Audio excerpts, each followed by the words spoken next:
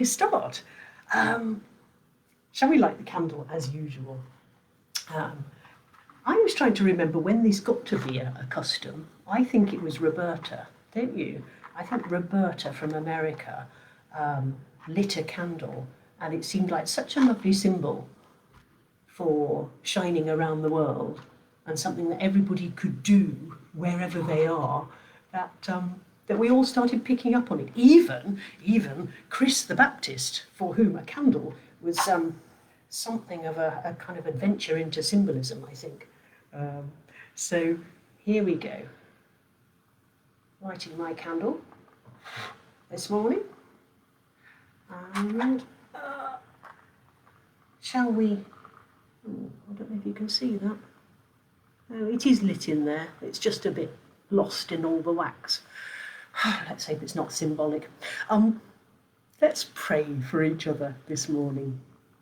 Loving God, thank you for the light of the candle, the light of the sun, the light of the moon, the stars, the light of the dandelions on the lawn, the light that shines in all our hearts through your Spirit. Thank you for the light of the world that you are.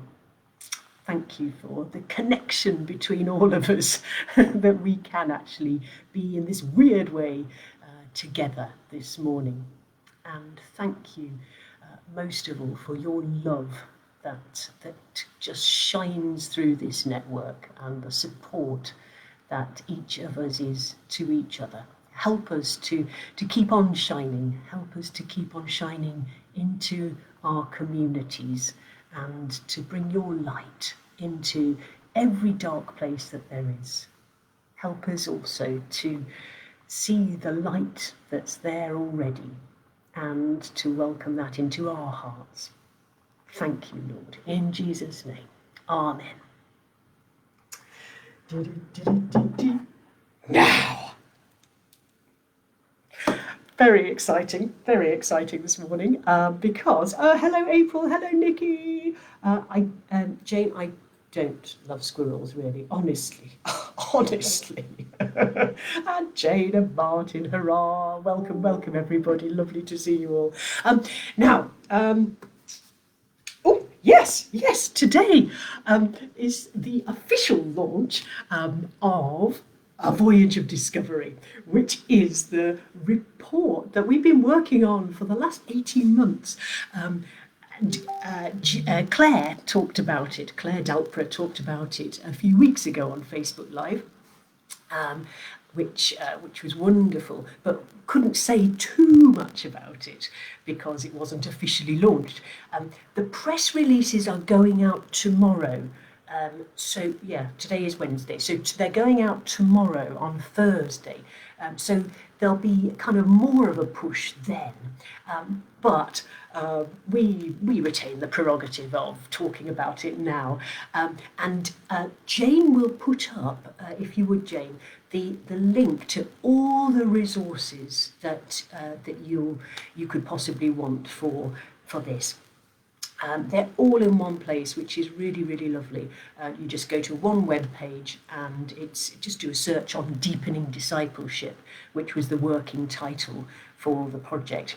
And you'll find the report, A Voyage of Discovery. See the efficiency. A Voyage of Discovery, wonderful turquoise report with little tracks across it, little trails. It's very exciting. And I thought this morning, because there'll be various kind of slightly posher webinars and things that the Church of England's doing on it, I thought I might give a bit of more of a sort of personal take on how I found it and what I like about it. So I hope that's all right.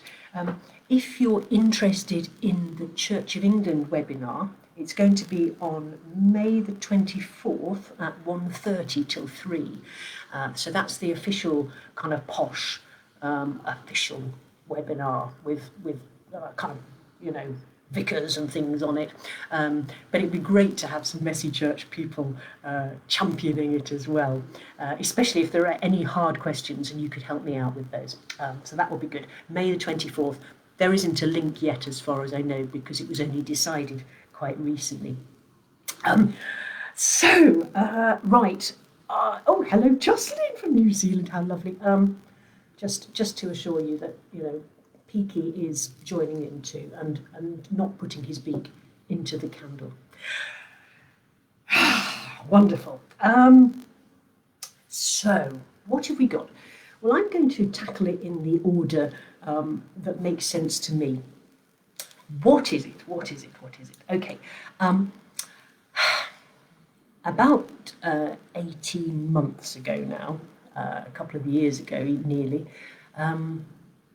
we were given the opportunity to build on the report that Church Army Research Unit, a wonderful Church Army Research Unit, had created about Messy Church, and really whether Messy Church was working. And if you remember, that was Playfully Serious, which is a very, very useful report into messy churches in the Church of England, but it applies to all sorts of messy churches too. And we were given the chance to build on that and take it to its next level. And the evangelism and discipleship team of the Church of England, backed by the Archbishop's Council, gave Church Army Research Unit and BRF the chance to do further research and actually try to find out whether Messy Church makes disciples. Now, I'm quite sure a lot of people on this thread will be going, that's a given. But it was a chance for us to really take 6 ideas that we'd had and that we'd been putting out into the network over a few years, really, and saying, oh, sorry, that's the dog sneezing underneath my chair. I'm trying not to let her up. And saying, we think these ideas would be a good way forward for Messy Church, but we're not totally sure. Would you like to try them out? And people are so busy in the Messy Church network that if they did try them out, we didn't hear about it, which is fine, but it would be nice to hear the stories and find out if it was true or not, that they worked or not. This project gave us the opportunity to take 6 of the best ideas and say, do they work? So we got together with CARU, Church Army Research Unit, and Church of England, and worked out which dioceses would be really good to work with. Where did we have friends who would really get this and be really on board? Where did we have a really supportive network of messy churches? As you can imagine, there were a lot to choose from. We needed a mixture of north and south, of rural and urban, and in the end, we were delighted to work with 3 dioceses, with Dan Jones in Bristol Diocese, with Kathy Bland in Hereford Diocese, and with the wonderful Sharon Pritchard in Durham Diocese. And so you can tell already this is quite a complicated setup of wonderful people trying to work together. You've got the Church of England, Evangelism and Discipleship, you've got Church Army Research Unit, you've got BRF, you've got 3 dioceses champions, and you've got all the messy churches who are actually doing the really hard work. So it was really complicated. Involved many, many meetings. In garden centres, much coffee was consumed, much cake was consumed in the process. But it all came together miraculously. And we began this process of, I'm going to get this wrong, it's participatory action research. It's basically where the people on the ground are both doing the work and researching and helping each other to find the answers, to reflect back on things together and discern what's going on together. And you can read much more about it in the methodology paper on the website. Anyway, what did we do? Okay, well, the first thing was that I was very aware that people often don't like the word discipleship. If you're in a church, there's quite a lot of sensitivity around it. Some people say, well, I'm a Christian, I don't need to be called a disciple as well. What's all that about? And some people, people outside the church, kind of, what is a disciple? This is a weird jargony word, perhaps. And Jesus had 12 disciples. That's kind of quite well known. But disciples today, what does that mean? Does it mean I've got to become a fisherman, grow a beard, wear sandals? What's it about? What's it about? And we wanted to find a way of a language to articulate what we were going to be doing on this project. And what we ended up with was an image, a kind of metaphor of a voyage of discovery. And on the website, you will find a PDF of this, which, can I get it the right way up? Oh yes, here we go. See the exciting thing. Oh, this is the original, with the original tea stains on. It's a map, as you can see. You won't be able to read it all here, obviously, but I like maps. And this is a treasure map with islands on it. And we call it the Islands Map. And we use this image of going on a voyage together in a ship. There we go. We made many of these little paper ships and put little paper people in. There we go. To show that we were all in it together. The dog's sleeping on it now. No, don't touch it. No. Oh. We went. Why is my dog eating my prop? No. Oh, dear. We used this map as a sort of reflective story to talk about. Come on then. To talk about what we were going to be doing over the next few months, to talk about getting into a sort of boat and going on a journey together to visit some of these islands. So you could use this visual as a way for all ages to talk together about, how are we feeling about going to the different islands? Look, here's an island called the Island of Meals. Here's an island called the Island of Caring for the Planet. Here's an island of family. Here's an island of worship, an island of prayer. How does it feel to be going to these islands? How much will it cost to land on this island? Do you want to go to this island, or actually shall we ignore that island today? Are there any islands where we might find treasure? And after the session, what islands did we visit today? What treasure did we find? Were there any surprises on the islands? And it was really interesting how this concept worked really well for some churches, and their groups just came to life and said, I get this, I see what we're doing. And they desperately wanted to get their hands on the travel journal, which you'll find on those pages, and doodle on the islands. It's blanks of the islands, so you can fill in the islands with how you see the island of reading the Bible or whatever. Some people loved it, they couldn't get enough of it, and used it throughout the period. Others looked at it and it just didn't make sense, it just wasn't for them, it didn't help at all, it was just going to confuse the issue. So this tool worked, we called it like Marmite, some loved it, some hated it.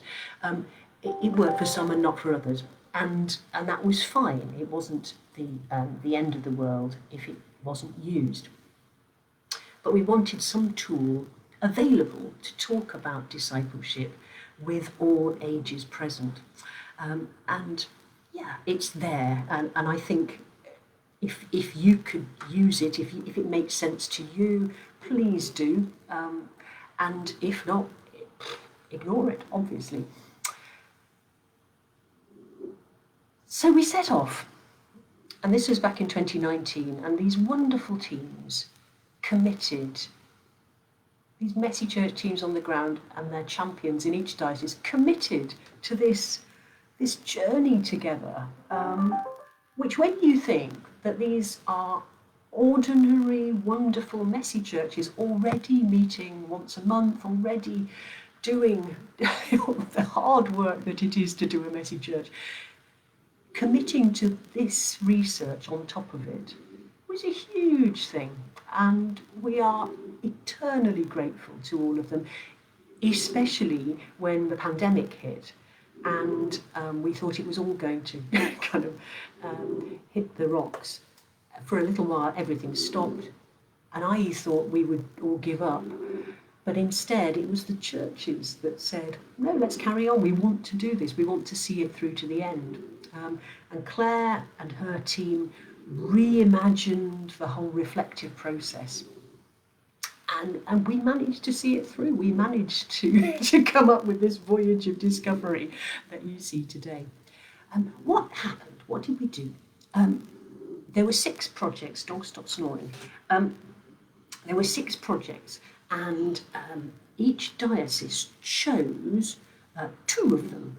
One to help in what we hoped the discipleship of the families who came along, and one that focused on the discipleship of the team who were leading the messy church.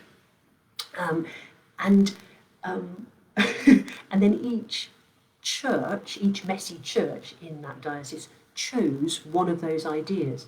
And that was really funny. It was really funny seeing people decide, because the teams would say, oh, well, we're going for the easy option. We'll go for the, I'm sure everyone's doing this, but we're going for the really easy option.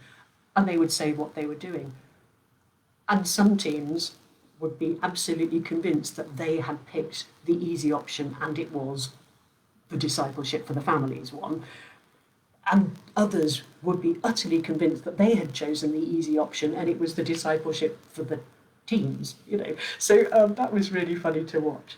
But everyone picked what they were going to do, and set off with the able help of Dan and Kathy and Sharon, who coordinated everything, kept it all together. So let me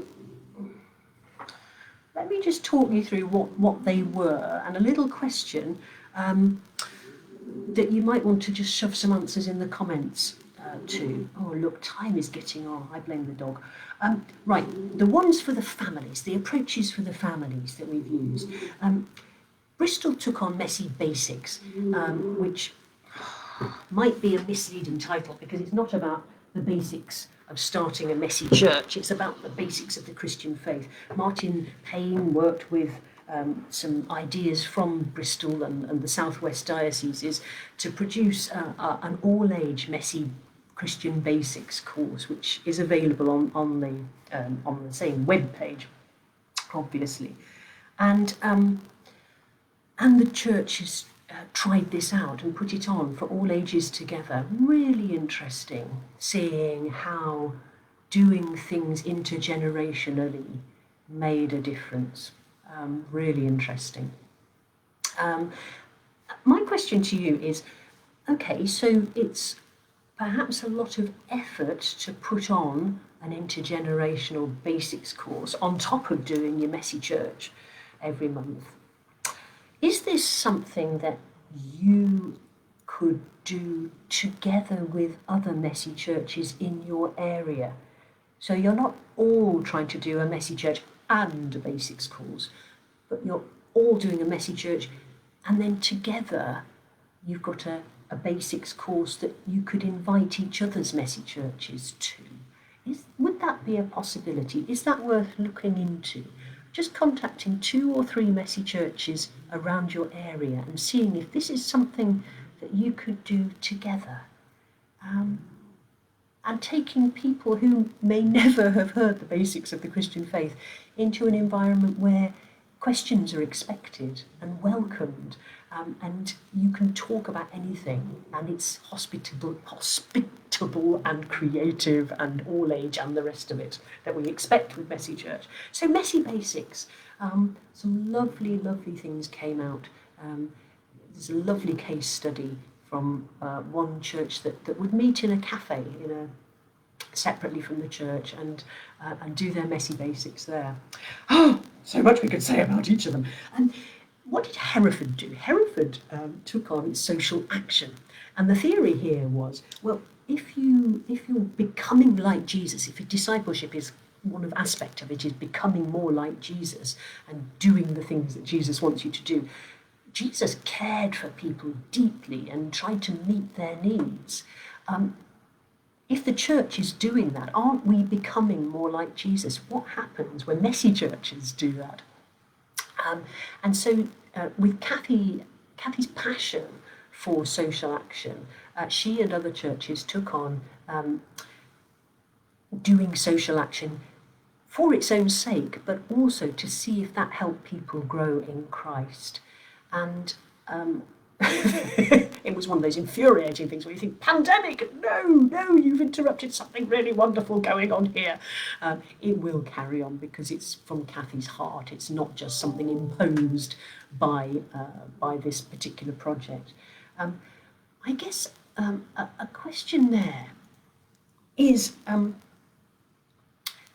one of the reasons why it was working so well in Hereford, in Leinster and the other places where it was being trialled, is because it resonated with something in the passion of those leaders, in the heart of those leaders. As you think about discipleship in your messy church, what is it? What's your passion? What's God drawing out of you? What godly thing is there that you might build on in the same way that Hereford Diocese built on this understanding of social action being at the heart of the gospel? Is there something similar for you? It might be social action. It's such a profound and central thing. It might be something different. The gospel's a very rich thing. So what's the call of your heart? What's the cry of your heart and your team together? The third approach that was tried for helping the discipleship of families was in Durham, and that was Messy Extras. This was just the simple concept that Messy Church is fabulous, but it's only once a month. So what happens if you have another time during the month for people to meet in the name of Christ and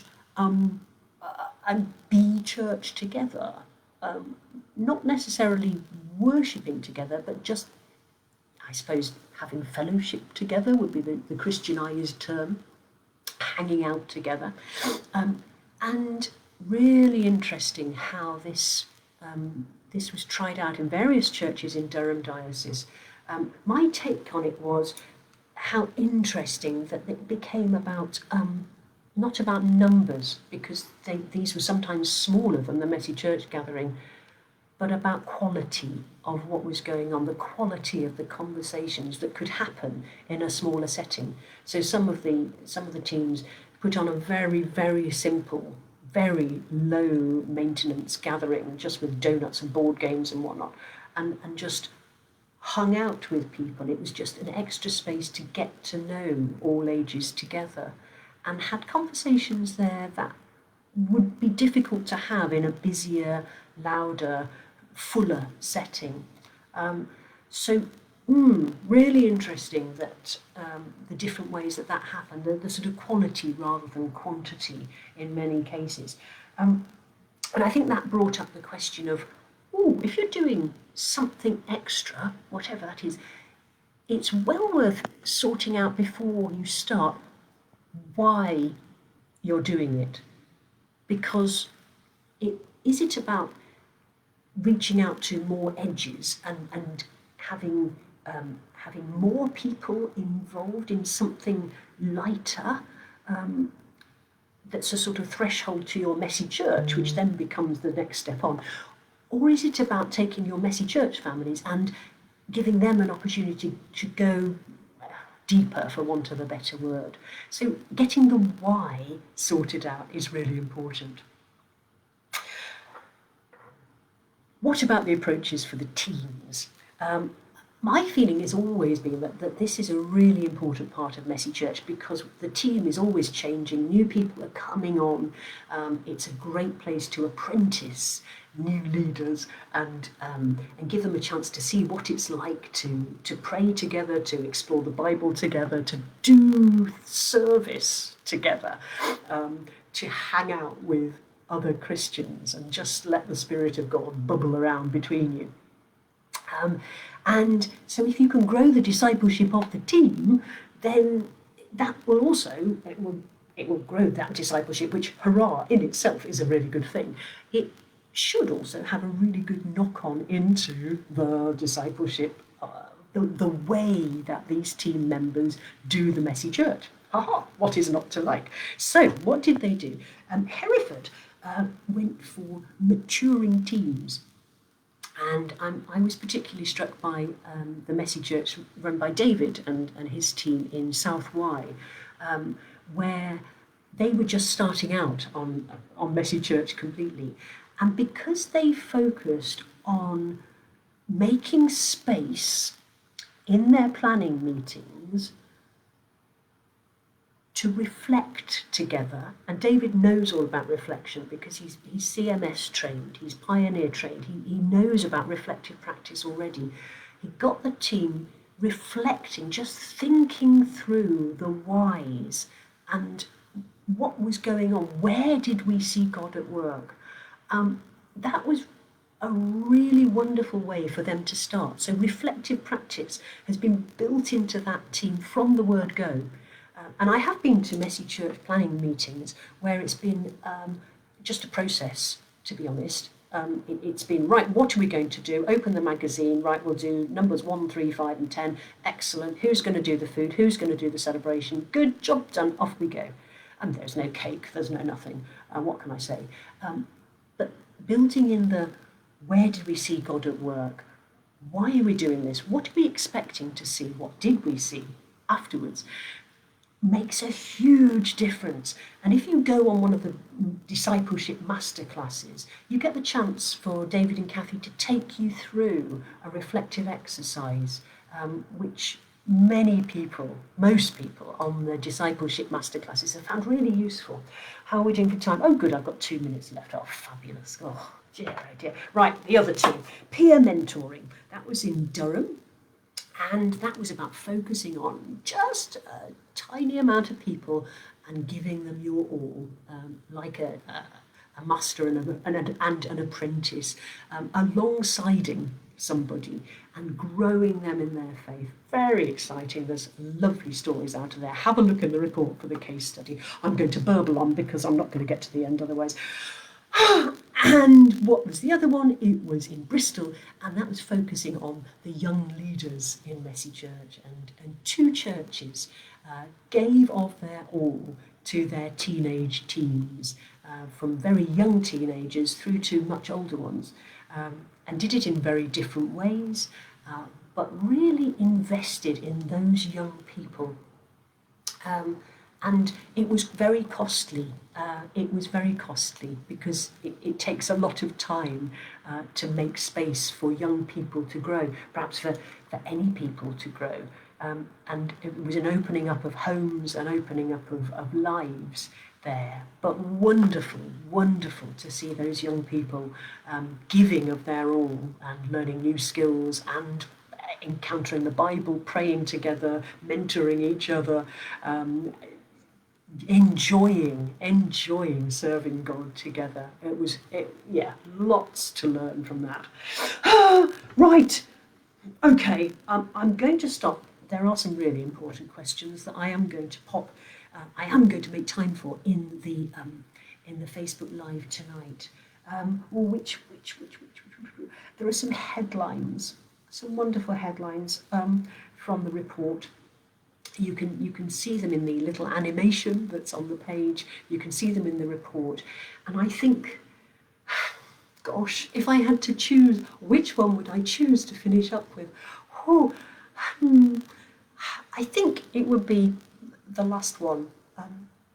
It turns out to be a really simple decision, actually, about deciding to be a community that makes disciples and that is disciples. It's about a decision that we're going to do our messy church to express our own discipleship and to grow as disciples ourselves, and to be a place where we expect to make disciples. And there's something like a trigger in your head, a switch that turns from just doing the sausage machine into, ooh, we're going to make disciples. That's a whole different voyage of discovery from just getting people through the door and getting them out again without killing them.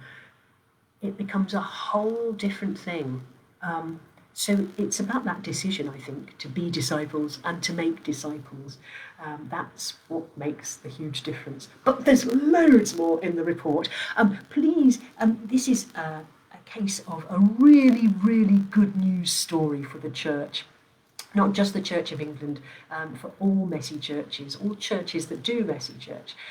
It's a really lovely good news story. So as you go out into today, just have a think about what aspect of a voyage of discovery, what aspect would really appeal to the church that you're involved with, either at a local level or at a diocesan sort of district, sort of region sort of level. What is it about this report that might be good news and that might ring the bells for your particular church? Is it the fact that it's all ages together, including young people? Is it about the fact that it's lay leaders doing all this? Is it about the fact that it's collaborative? What really rings the bell, lights the flame, ticks the box for your particular denomination? And can you share that using that hook? Yeah, there's loads more to talk about, and I wish we had more time. I will burble on about perhaps similar but different things tonight, but it's been lovely to be with you. Thank you for all your comments. I will look forward to looking through those and responding to any that I need to later on. But a huge thank you as we finish to the three dioceses that were involved, and to our wonderful friend Claire Dalpra and Naomi and Lou at Church Army. Don't forget Mestival, sign up for Mestival, book your plays, 22nd of May, it's all on the website, don't miss that. And if you want to chew over it some more, there's a messy meetup on Thursday night at 7:30, so do sign up for that very quickly today before the bookings close. That would be wonderful.